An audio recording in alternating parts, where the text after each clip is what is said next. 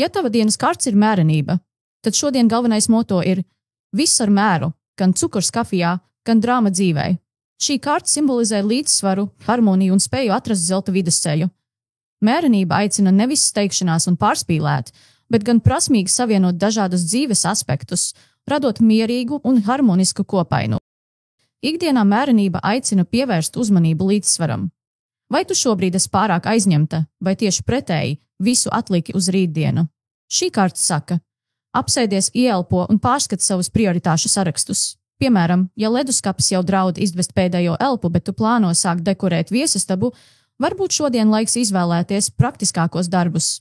Šī ir diena, kad viss jādara ar prātu un jāatrod īstais līdzsvars starp pienākumiem un atpūtu. Darba videi mērenība ir kā gids, kas liek sabalansēt savu enerģiju. Ja esi pārāk aizrāvusies ar vienu uzdevumu, šodien ir īstais laiks padomāt, kā optimizēt savu darbu. Pārbaudi, vai viss ir savās vietās, vai ir laiks plānot, deleģēt vai pielāgot stratēģiju. Mērenība aicina pievērst uzmanību arī komandai.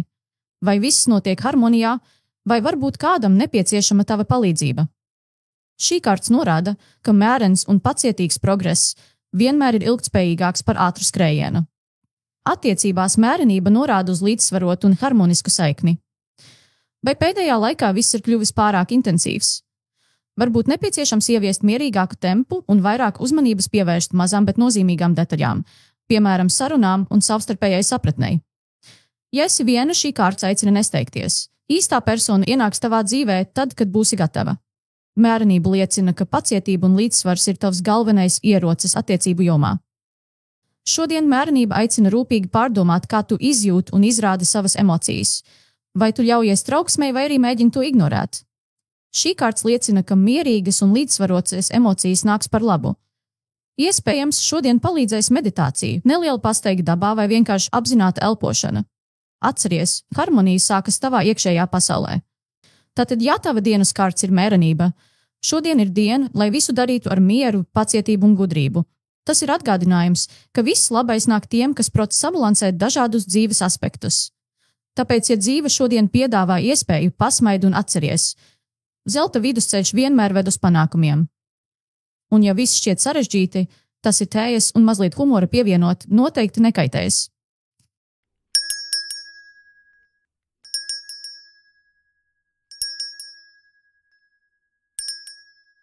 Marta bija iekārtojusies virtuvē ar kafijas krūzi un piezīmju blociņu, kurā viņa mēdz pierakstīt nedēļas plānus.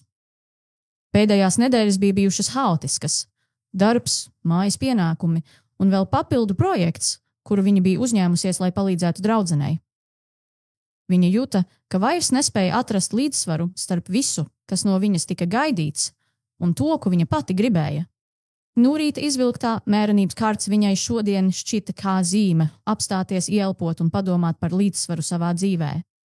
Viņa vēroja, kā saule iespīd virtuvē un sāka domāt par pēdējā laikā pieļautajām kļūdām.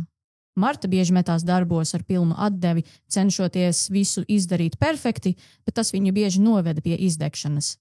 Šobrīd viņa jutās nogurusi un saprata, ka kaut kas jāmaina. Viņa sāka pārskatīt savu nedēļas plānu, cenšoties atrast veidu, kā sabalansēt darbu, pienākumus un laiku sev. Marta nolēma, ka jāveic dažas pārmaiņas. Ne visam jābūt ideālam, viņa sev teica. Viņa nolēma samazināt savu iesaisti draudzenes projektā, atvēlot tam mazāk laika un atlikt dažus mājas darbus uz vēlākām dienām. Viņai bija jāiemācās sakārtot prioritātes, nevis censties darīt visu uzreiz. Dienas gaitā viņa piezvanīja draudzenei un izstāstīja savu lēmumu. Es joprojām palīdzēšu, bet man būs nepieciešams nedaudz vairāk laika pašai sev, viņa teica, jūtot vieglu nervozitāti. Draudzene uzreiz saprotoši piekrita. Tas Martai deva nelielu atvieglojumu. Dažreiz pārmaiņas, kas šķiet grūtas, izrādās vienkāršākas, nekā viņa iedomājusies. Vakarā Marta nolēma sev veltīt laiku. Viņa uzvārīja zāļu tēju un apsēdās pie loga ar grāmatu, kuru sen vēlējās izlasīt, bet nekad nebija atradusi laiku. Šī nelielā pauze lika viņai justies mierīgāk un apzinātāk. Viņa saprata, ka neviens cits viņas dzīvē neieviesīs līdzsvaru. Tas bija viņas uzdevums. Mērenības kārta šajā dienā viņai bija mācījusi svarīgu atziņu. Dzīvē viss ir par līdzsvaru un mērenību. Nav nepieciešams steigties, lai visu izdarītu uzreiz, un nav jāupurē savus mierus, lai iepriecinātu citus. Marta zināja, ka šīs mazās izmaiņas viņas pieejā būs ceļš uz harmoniskāku ikdienu, kurā viņa varēs atrast laiku ne tikai darbiem, bet arī sev. Viņa apsolīja sev turpināt pievērsties šai līdzsvara mākslai, lai viņas dienas būtu pilnas gan produktivitātes, gan miera.